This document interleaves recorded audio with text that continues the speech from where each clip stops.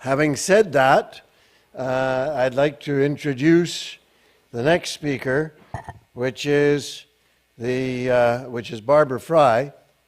And Professor Frey directs the Human Rights Program at the University of Minnesota, where she oversees interdisciplinary teaching, research, and program activities for undergraduate students, graduate students, and programs of activities for professional students. You know, she's got the world by the tail. She believes in something, and someone asks her to actually teach about it, promote it, get it going. I was a political scientist, and I was very limited in the degree to which I was able to commit to a particular program. So she has been the executive director of the Minnesota and Advocates for Human Rights between 85 and 97. So she really knows what she is going to talk to us about.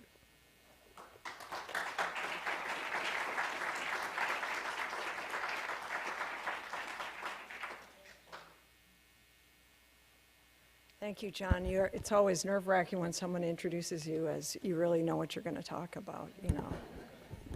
Might let the audience decide that after they've heard the presentation. Well, we go from the sublime to the more banal here. I'm moving us back to the UN system, but that's the great mixture of this conference. So I'm really pleased to be part of this conference on the workable world, which, in addition to its critical subject matter, also serves really as a recognition of Professor Joseph Schwartzberg, who is an esteemed researcher, teacher, scholar, and global activist. We are all inspired by Professor Schwartzberg's example of refusing to accept things as they are, yet also refusing to resort to the role that we too often see in academics, which is merely being a critic without suggesting how to make things better. The political discourse that saturates our nation and our world is filled with often mean-spirited attacks, as we've talked about. And it's intended to tear down institutions without proposing what should replace them. In that culture of discourse, it's truly refreshing to engage with visionaries like Joe Schwartzberg, who choose not to settle only to criticize our obviously flawed laws and institutions, but who also have the courage to suggest reforms to make those structures more rational, fairer, and more just. This courage to envision a better world and better institutions, and to set this vision bare for all of us to ponder and critique, is really a significant contribution to global discourse, for which we're all extremely grateful, Joe.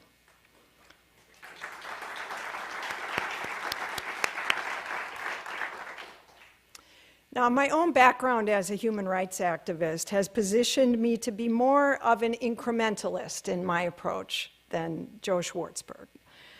I associate my own philosophy of social change with another quote from Martin Luther King, so eloquently framed by him. He observed that the arc of the moral universe is long, but it bends towards justice. It's something I hear more and more in social change movements. I think people are really wanting to be part of that arc. I embrace that philosophy because I've really witnessed the importance of civil society in demanding human rights, and I've witnessed individuals and groups who have advocated peacefully but persuasively that local, national, and international government institutions actually should do what they promise, and that they should reflect the lived experience of the populations whose lives are so affected by their actions or inactions. I believe that the role of civil society, of non-state actors, including NGOs, churches and synagogues, academia, civic groups, and the rest, must continue to be central if we are going to exert meaningful pressure on that arc of the moral universe so that we can produce a more just and more workable world.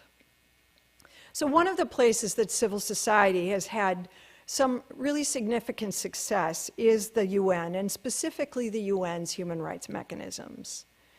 In the context of considering institutional reform of the UN, I would argue that the human rights system is one area which, as a whole, has represented relatively rapid and impactful reform.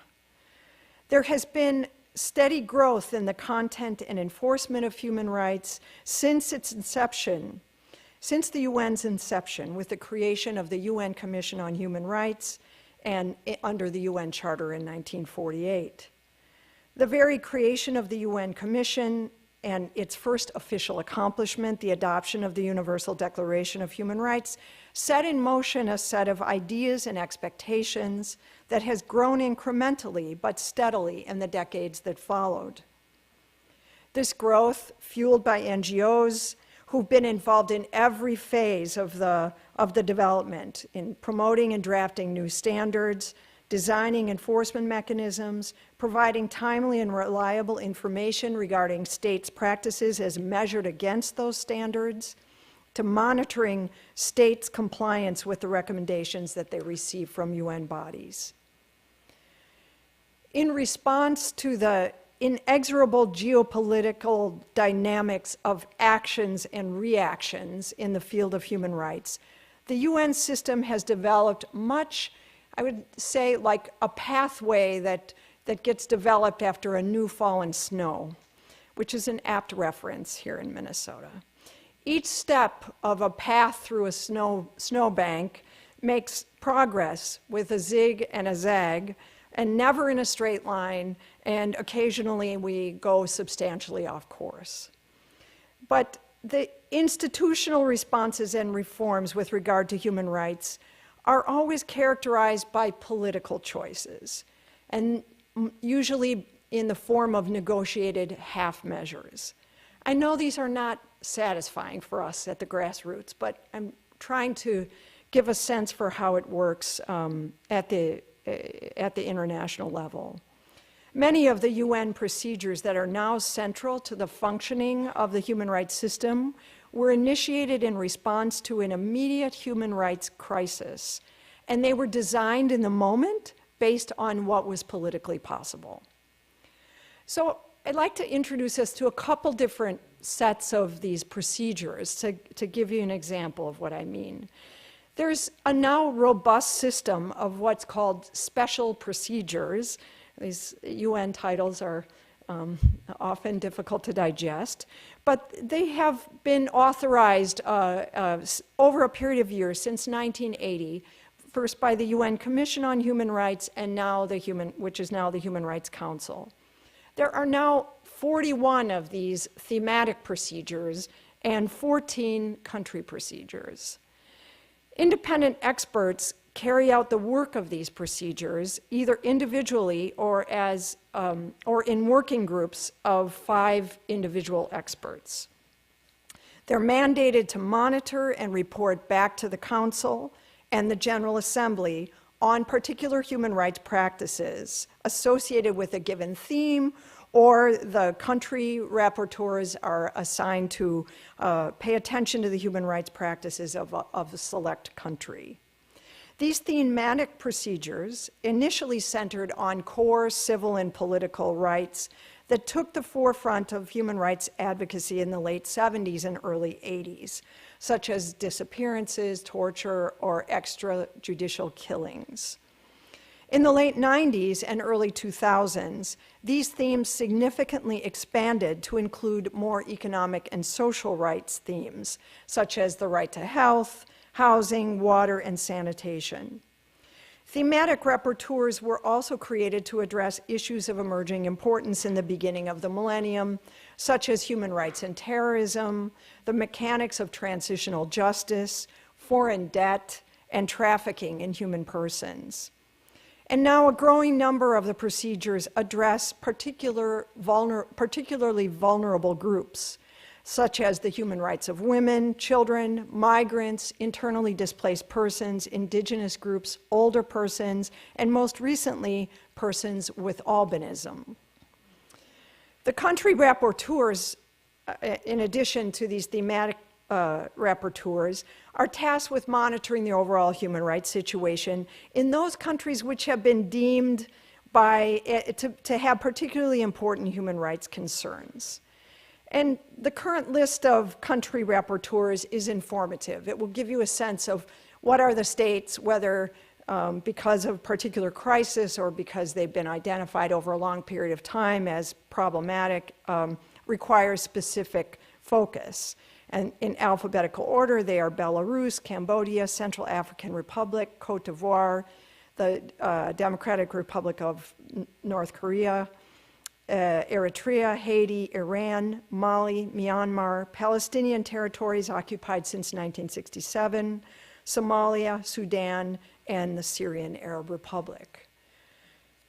So, as Joe points out in his chapter in his book on human rights mechanisms, the monitoring that's provided in part by this collection of special procedures is neither uniform, comprehensive, nor systematic.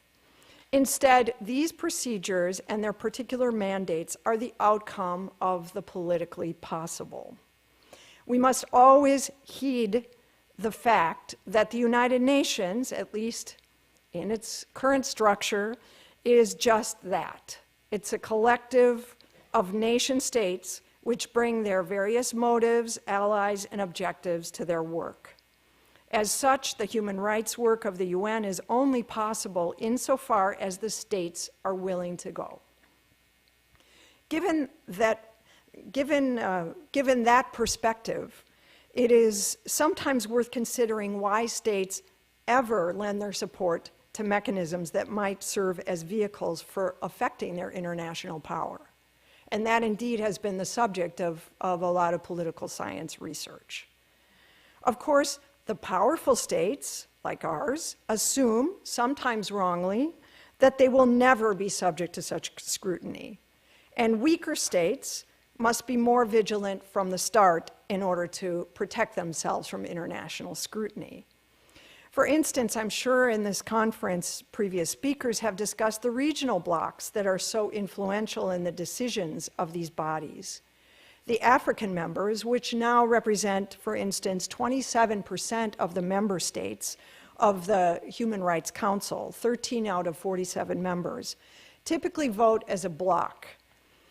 And members of the non-aligned movement, which is a bloc of roughly 120 countries all across the globe, that assert the value of mutual respect for each other's territorial integrity and sovereignty above all, typically promote development-related rights or economic and social rights over the civil and political agenda that the Western states promote.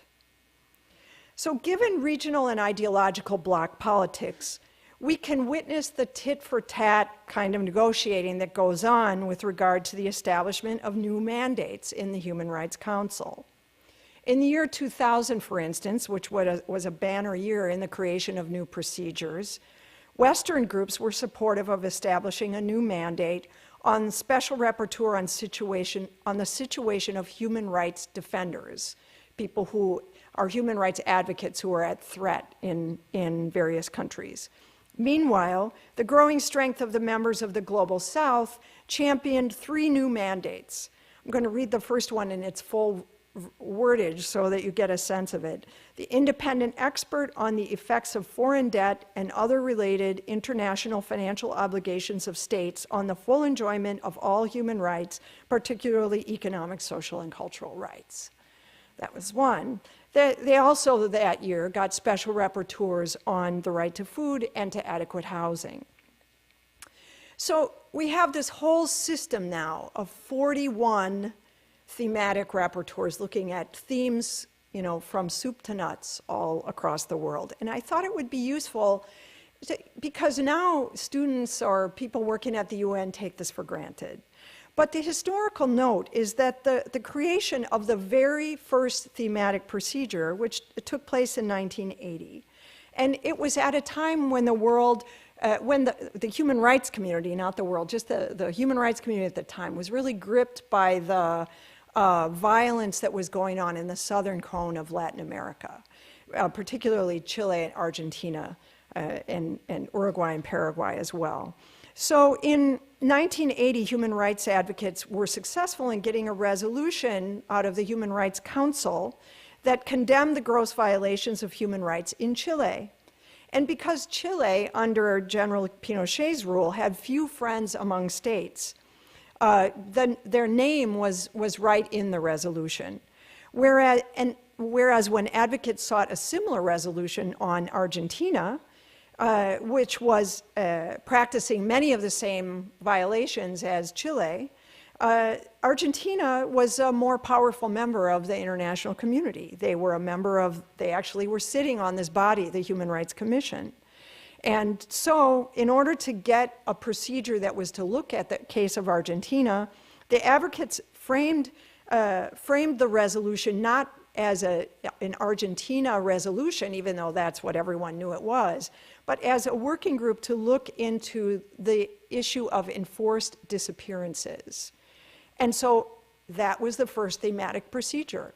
It was an end run. It was a politically negotiated mechanism that created then a precedent that then was built on and became one of the most important parts of the UN monitoring mechanisms.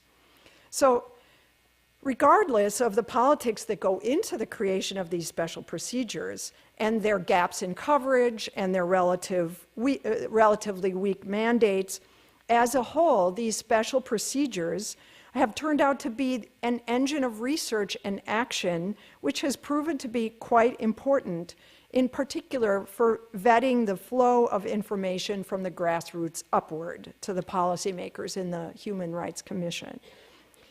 This trend, as I say, is one that characterizes human rights institutions in the UN. Politics are at the heart of creation, but once an institution is established, and its work can be carried out in earnest, and it results in real opportunities for advancing actual improvements in human rights practices. So another important way, I'm going to skip the details of those procedures or the rest of those procedures for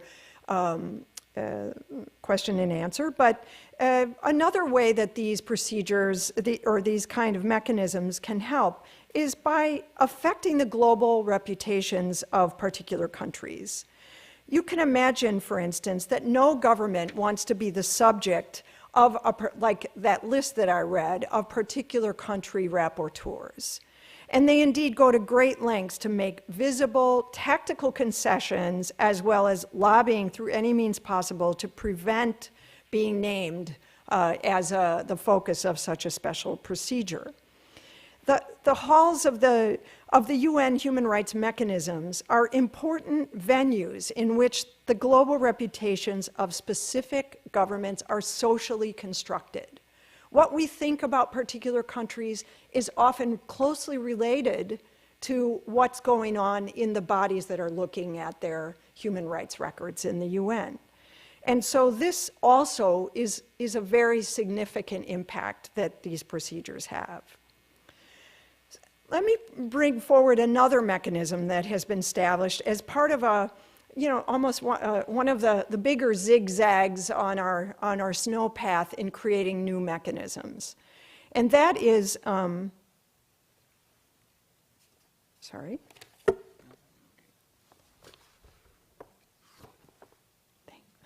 Thank you.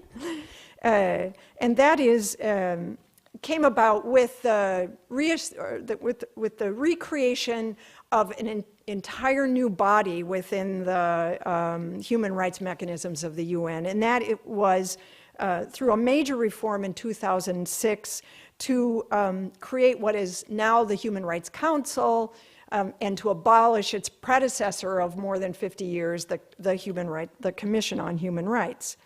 This reform process was initiated by Secretary General Kofi Annan at the urging of many powerful states, including the United States, which were frustrated by the politicized nature of the body.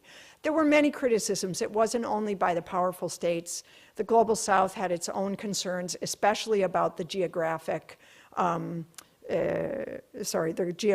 representation of the members and some of the issues that were being discussed. So, but the main concern was that the fox was guarding the chicken coop. That some of the world's worst human rights violators, like Zimbabwe, Sudan, and Libya, would become members of the Human Rights Commission, would aggressively lobby to become members in order to protect their own reputations in the international community. So the negotiated result was to actually get rid of the Commission on Human Rights and establish a new body called the Human Rights Council. Now, in the end, the Human Rights Council looks, sounds, smells a lot like the Commission, a lot like its predecessor. But there was one major new innovation that was included in the General Assembly resolution that established the Council, which is called the Universal Periodic Review. Now, the Universal Periodic Review was designed to level the playing field so that not only the weaker states were reviewed, but all states who were parties to the UN were reviewed for their human rights records. And so annually, the Council is mandated to undertake this review based on objective and reliable information of the fulfillment by each state of its human rights obligations and commitments in a manner which ensures universality of coverage and equal treatment with respect to all states. So the idea is to increase the transparency of the human rights process and, as I say, ensure equal treatment. The first review was held in 2008, and the momentum picked up, and every single country had been reviewed once by 2012. And then the body went through some procedural modifications to make sure and improve the process, because states were quickly figuring out how to try and circumvent the spotlight through this procedure in various ways, which I can respond to in question and answer. Let me just describe how this procedure works, because it's really interesting. As I say, it's cyclical in nature. So 3 times a year, over 4.5 years, the Human Rights Council sits as sort of a plenary working group in general. The actual review of each member state lasts 3.5 hours, 3.5 hours, punto, no more, no less. We're totally equal assessment across the board. And because of this, 3.5 hours to review every single state. And so that's why it takes 4.5 years, because only 14 states are reviewed 3 times a year. So there's 4, whatever, you do the math. 14 countries 3 times a year gets us to the 193 plus permanent observers in a period of roughly 4.5 years. So this is how it goes. 2.5 of the 3.5 hours are allocated to recommendations by member states. So say we are sitting here, say we're 193 people here, 193 member states, and my country, I'm the country that is on the review. Each of you has the opportunity to sign up on the speakers list and make a less than 2-minute intervention, public statement, recommending changes that you would like my country to make. And it literally stages out just that way. In some cases, if there are more than 70 countries that register to speak during the 2.5-hour period, they break up the time evenly, and there have been some states that have been reviewed that have only, where states have only gotten less than 50 seconds to state their case. And the important thing is, it's not enough to write it down. The only recommendations that get included in the final report are what gets spoken.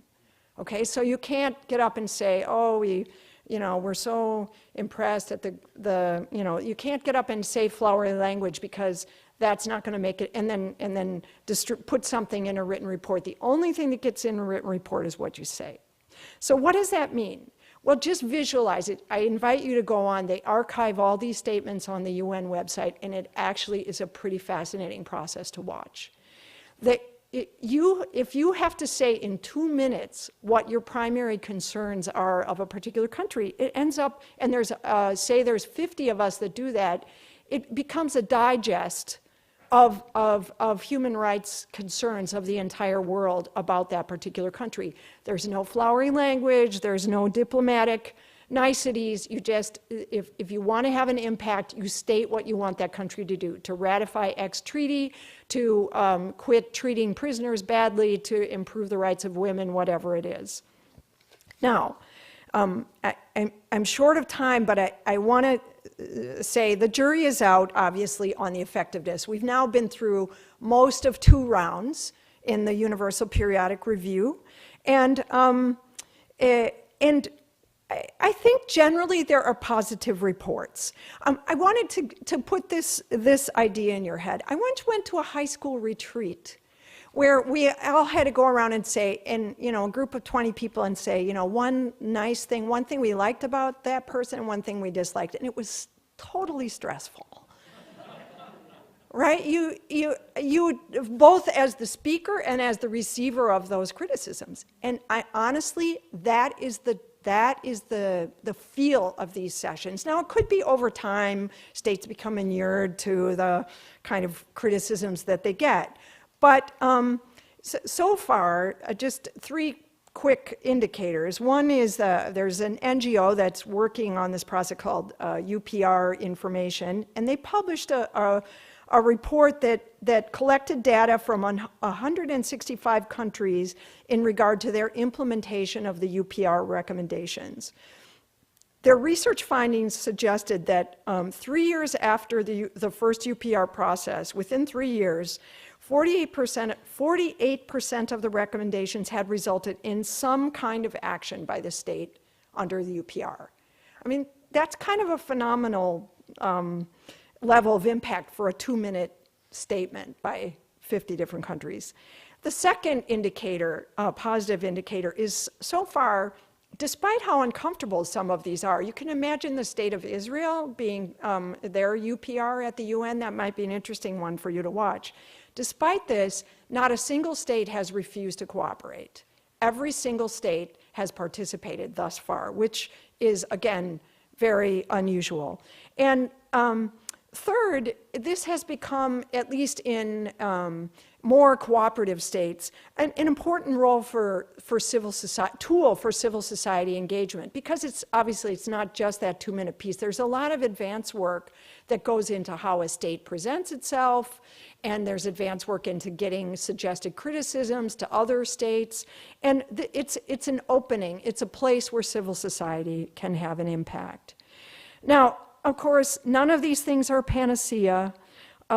Domestic politics and local organizing is where the rubber meets the road in all human rights matters.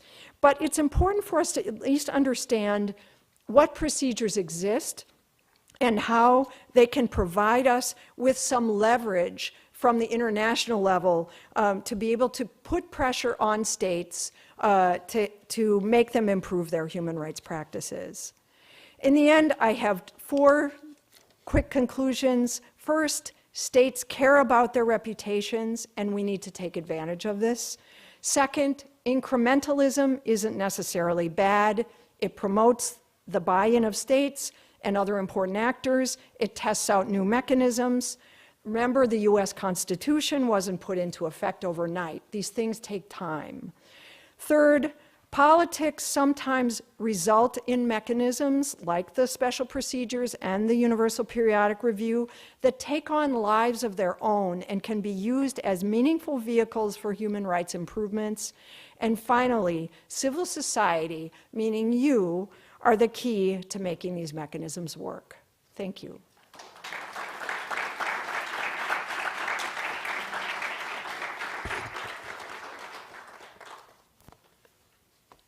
Do you want me to take questions?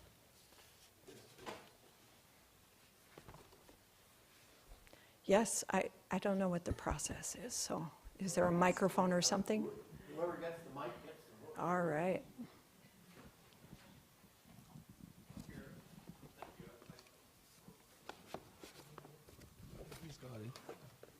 Hello. May I ask my question while he's getting ready?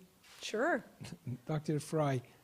Okay, you say that states pay attention because of their reputation. Is that a nicety? Do they just say they pay attention and then go do their own thing and violate human rights behind the scenes? I mean, it seems like the United States, Russia, the big ones, China is probably one of the worst, and then the small ones. What's your experience? It seems to me that they say, okay, nice to talk to you, and then they go ahead and engage in violations. Mm-hmm. Right. No, it's, as I said, you know, this is why we're talking incrementalism, and this is not a panacea. States don't become nice states overnight, right? It takes a lot of hard work and elbow grease. But what we do know is that states are very conscious and work very hard to different, you know, there's different ways of reacting to this. Either if you're a total violator, you know, maybe you don't care about your reputation, or maybe you just choose not to participate in these things. But the truth is, states come and they participate and they try to put the best picture on what's going on in their countries. That alone is just an indicator that states care about what their reputation is. So if you can begin to peel off the layers of the onion, you get to see it. Let me give you an example from my Jay, from my experience. I work a lot on Mexico. Now, Mexico is one of these international, very sophisticated international actor. It has one of the best diplomatic corps, very highly educated. They totally understand how to work the UN systems.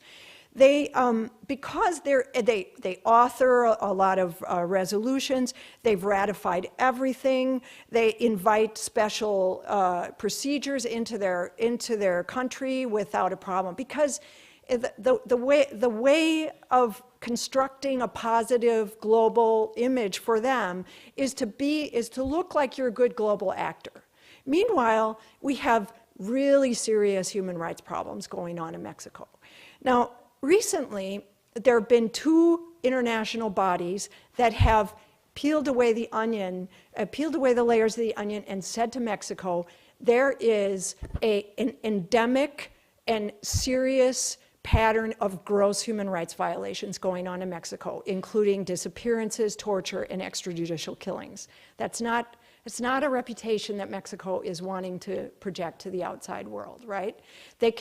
And the reason they've done that, it's the UN Working Group on Disappearances, which has looked very carefully at the cases, received information, gone on site visits, and no longer, the best diplomat that in Mexico's hire is not going to be able to convince them that the government is not committing violations. And then many of you have seen also the Inter-American Commission, which has a group of expert investigators, again, welcomed in. Mexico is very good about acting like it's participating, but then they do very much to try and control what they're doing. And this group found that the entire investigation of the Ayotzinapa murders of the 43 students was false. That the students weren't burned in the pit. They worked with forensic investigators. And this assessment by the international community is really changing Mexico's reputation globally. No longer do you say Mexico, the good global actor. You say Mexico, the serious human rights violator. And that has impacts. So it's all a process. But if you, without that process, we wouldn't be left with many options. Okay, back to Bill. Speak loudly, I can hear you.